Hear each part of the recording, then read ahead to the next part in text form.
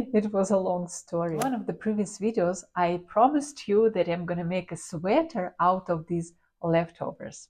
This is a mess, and I'm gonna make a sweater out of this mess.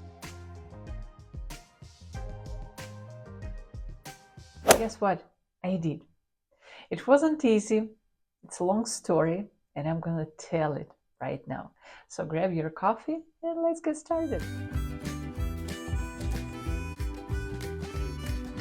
The funny question here is how come I have that many beige and brown and cappuccino and milky white leftovers?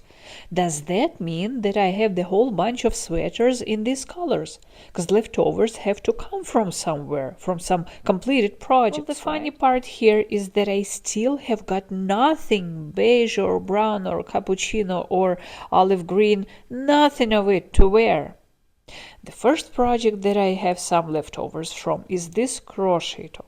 I mean, I like it, I love it, it's great, I have a tutorial, but it's not for every day, and it's not for warmer season. It's great for summer, but not for right now. I have some milky white leftovers from this sweater, but I lost it when I moved and I just didn't know where it went, so still nothing to wear. I also made this melange beige sweater and I love it, but my husband loved it too, so I redid it a little bit, made it bigger, and this sweater is his favorite right now, so still nothing beige to wear for me. I also have this cappuccino one, but I think it's a bit outdated, and I think I'm gonna frog it and re-knit in the nearest future, and still nothing to wear. Also, I have leftovers from this dress, and it also should be redone because I've lost weight and I need to make it look better, so still nothing to wear. And I have some leftovers from this top swatch. It's boggy green and it works beautiful with these beige and brown colors and even milky whites, but I wear it in summer. It's not a winter sweater, so still nothing to wear in that beige, olive, milky white color range. It's ridiculous, but this is how it is. I do need another sweater. Anyway, so I grabbed these leftovers and the other ones, and I grabbed a t-shirt. Why a t-shirt? Because I'm gonna use it as a pattern. How do I know how wide and how long should be my sweater? I have a t-shirt that, well, it doesn't work anymore because I can't get rid of this stain, but using this shirt, I figure out what's the width, what's the length, and here I'm gonna use this trick. I'm not gonna do this sophisticated armhole. I'm just gonna simplify the shape a little bit by making the shoulder line longer and by making the armhole like a straight one, but the width will be about of the width of this shirt. And then I grabbed my ancient knitting needles, my yarns, made a swatch, and figured out how many stitches do I need. And I went from this side to this side. And the first part of the shirt was basically a square.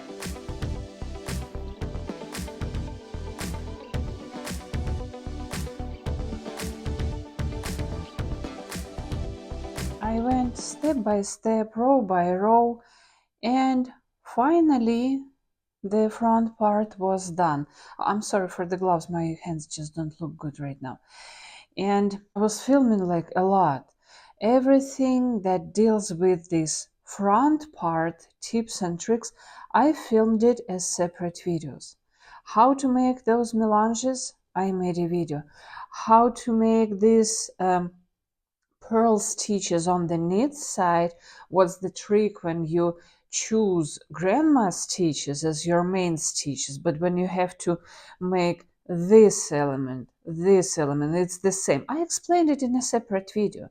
And then how to make those sequins look good and stay on the front part all the time. See, I almost don't have those big ones on the wrong side of the shirt. I made a video. And finally, I reached the point where I was supposed to cut out the neckline. I also made this video, but to make the story short, what I did after I had, see, I've finished this square, and then I started forming the neckline. What did I do? First, I bind off these 20 stitches, and then I continued only on this side. I bind off 3, 3, 2, 2, 1, 1, 1, 1, 1, and then continued. And to make the shoulders look anatomically correct, I did the short row. Do I have this explanation how to make those short rows? Of course I do. Anyway, this is what the front part looks right now. All right, it's time to start the sleeves, and here's what I've got. This is pure cotton bobbin from Timu. Well, I bought it as an experiment and never tried it. It's a little bit thicker than the rest of my yarn, but since the sleeves and the back part is going to be from the same yarn, I think I can figure it out. Because, well, what is important that the milky white shade fits perfectly, matches perfectly the rest of the sweater as something neutral. So my idea is to go for a garter stitch for the cuffs and then go in stockinette stitch. Yeah, I'm just going for something very simple, not to overload this sweater with visual effects done. Okay, this idea didn't work out at all. I don't like how the garter stitch looks, and well, at least it looks okay, but the stockinette stitch looks awful because it all went diagonal. Sometimes that happens on certain yarns, on cheaper yarns, and I haven't had that issue for maybe 10 years, but this time when I'm dealing with older yarn, I have it like the second time already. So all the stitches went like diagonal. If I get rid of the needles, you will see that all stitches are leaning to the right. This is so visible. It's like a huge incline. Yeah, it's not gonna work at all. So how do we fix it? There are many ways to fix it. First of all, try to block it. I know that in this case it's not gonna work at all because blocking helps when it's merino. On merino wool it works like 100%, and this is pure cotton. On pure cotton it usually does not work. I might, but see, I don't want to. Downsizing the needles also sometimes might help, but not in this case. Switching to another chart, this might be very helpful because the garter stitches, you see, it looks okay. The stockinette stitch with granny stitches does not look okay. So I have two options. Either think about some other material or go for a chart that includes either rice stitch or maybe trying to make all sleeves in garter stitch, but I just don't like how it looks. So this one didn't work out. I'm gonna frog it and look for another solution. The next part of the story was supposed to be more happy one. Well, it wasn't, but it was supposed to. I found this old yarn from forever ago, and I remember, oh, it's very thin, by the way. It's very fine. And I remember that about 20 years ago, I had a swatch from this yarn. It feels like cotton, maybe cotton with linen, and back then, it gave the same effect of linen stitches, just like we've been talking about a few minutes before. But in this case, I knew exactly what I was going to do. I like this yarn. I mean, in this case, this milky white color is exactly what I needed. So my idea here was to fix the situation with the thicker yarn from the previous chapter. I could not fix it, but here I knew exactly how to fix it. So this is what I thought. Okay, I would add some white good new yarn, 2 cottons, 1 merino, and the yarns that I'm confident about, they might help me fix this one. What else can fix the situation, I thought, is downsizing and using smaller knitting needles. So I still had those 2.5 millimeter needles, but I decided to go for very tight stitches and like knit very tight, and I could even feel it with my hands that I was knitting very tight. So initial idea was that, oh, I just lost my earring. So my initial thought was that the good yarn will fix the okay yarn, and it will bring the stitches to the level of quality that I want, that I need. Theoretically, it sounded just brilliant, but well, again, it didn't work, and I will show you what happened in just a second. All right, so this is the sleeve, half of it, and I just didn't like what it looks like. I didn't like the ribbing. Well, adding that merino wool didn't really help, and the ribbing looks a bit weak to me. I don't know, I didn't like the feel of it. And the diagonal thing still happens. It's not that visible as I showed you in the previous chapter, but it's still visible. And another thing that I cannot show with the camera is the shade. I don't like this undertone of yellow, which this one, the white yarn, the white good cotton and the merino did not really help. So I came up with another, as I thought, brilliant idea. Before I show you the solution of this problem, let me show you this old video. This is an old footage of mine. I made it about 10 years ago about this emerald sweater. I was making it using artificial light, and when the sweater was ready, I realized that the shades of this emerald green sweater were different. Of course, I frogged this one, but one smart lady in the comments said, next time you see that the undertones are different, try this.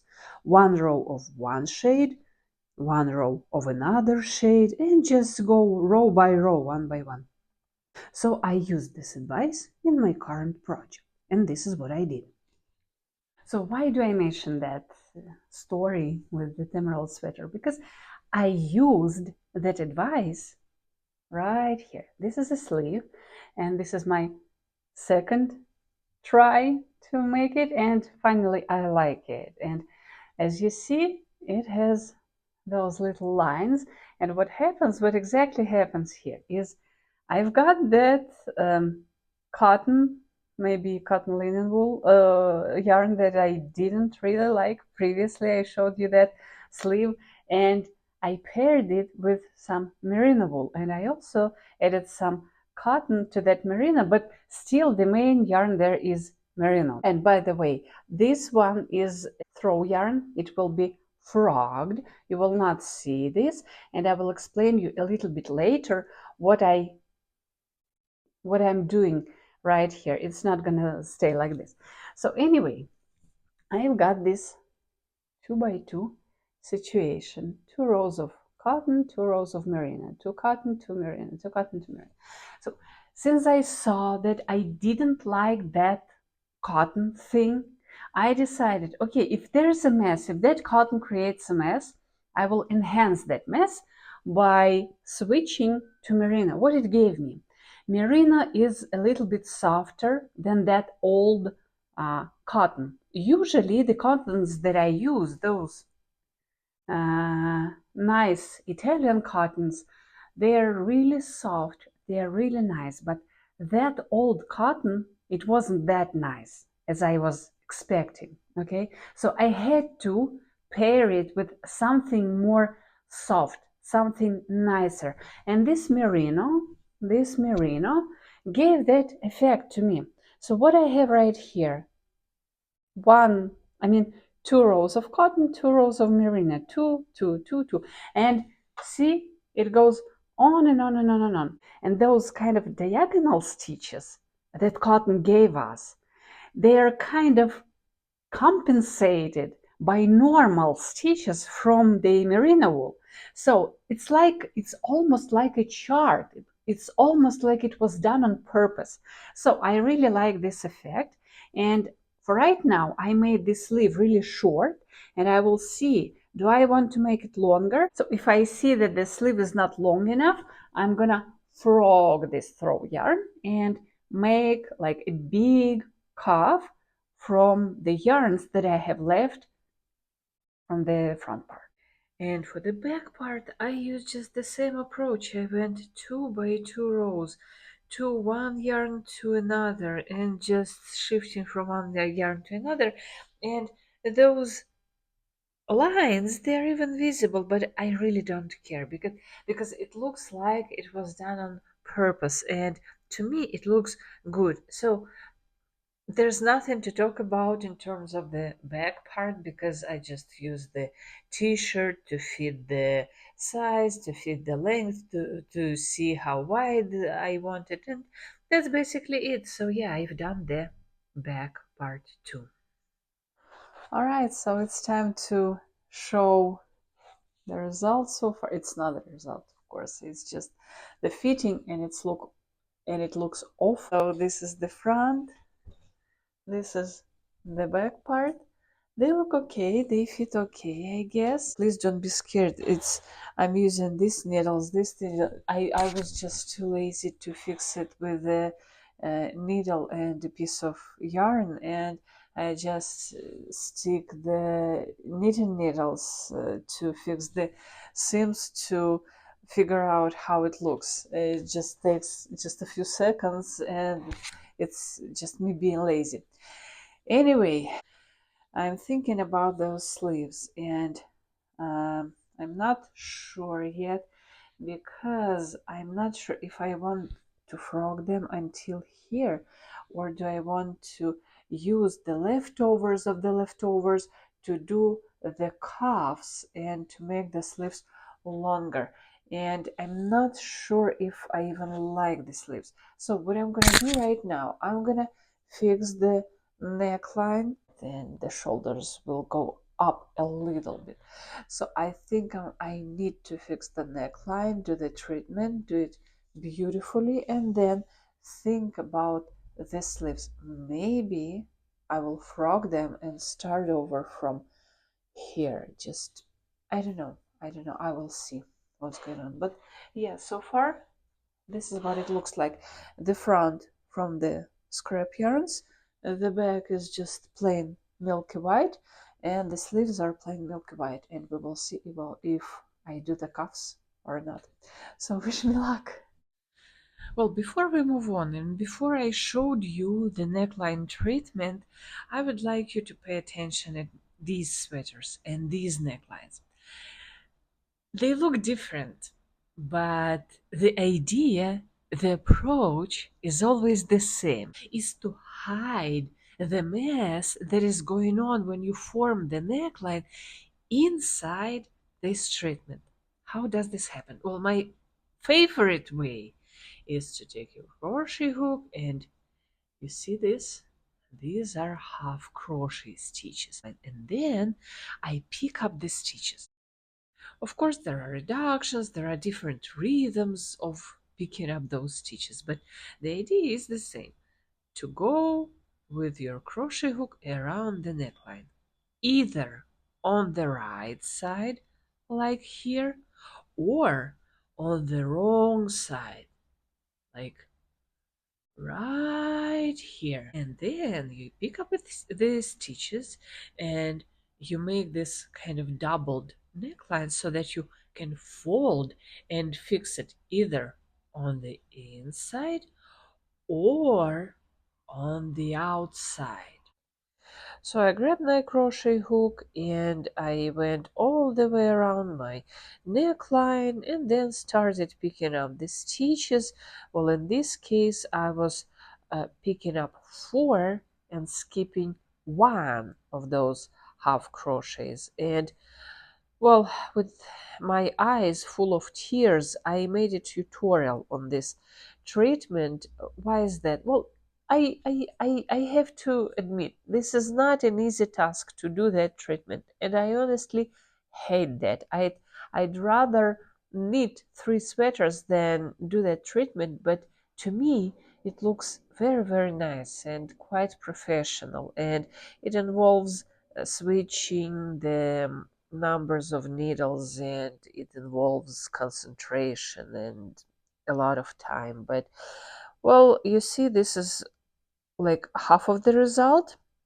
I'm just showing the line here, and you see the idea here to use some waste yarn to fix the neckline, and then to use your to use your regular needle to fix the open stitches to the sweater. And if you are watching this from the future, then you will find the tutorial in the info box.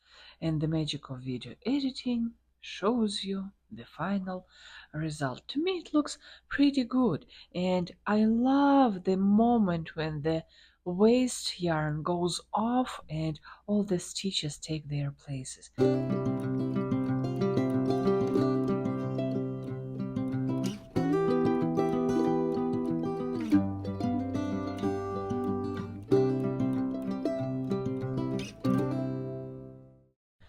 Now, does this setup look dramatic?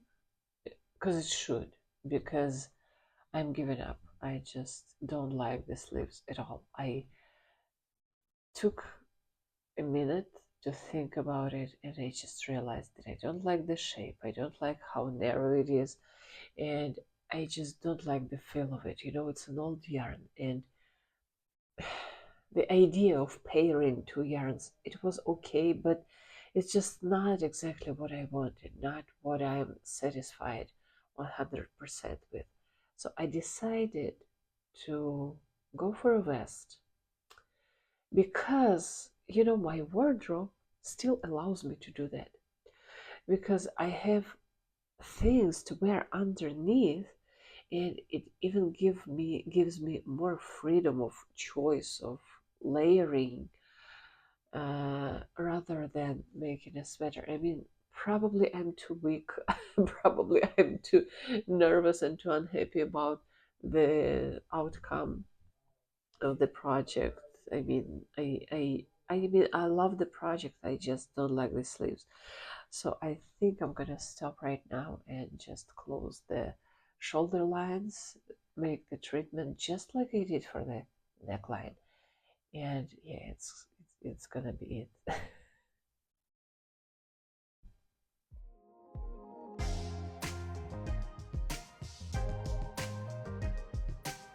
So here's what I did. I just gave up the idea of the sleeves and made the same treatment as for the neckline. I wasn't happy about doing that because you see, this video shows how much mess this kind of treatment creates when you're making it. It hurts, but once you've done, it looks pretty decent. And well, the good news is it's time to try this shirt on.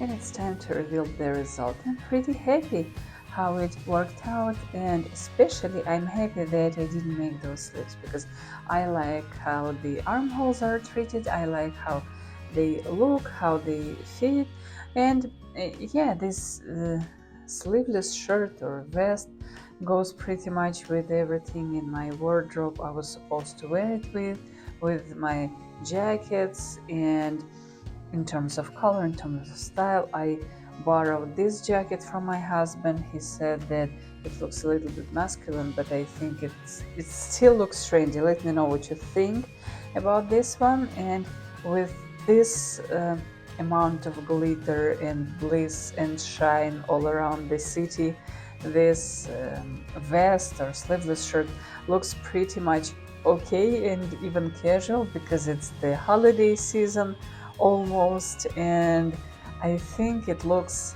okay in this festive environment. Yeah, the project is done, and please let me know what you think about it. And thanks for watching. Bye.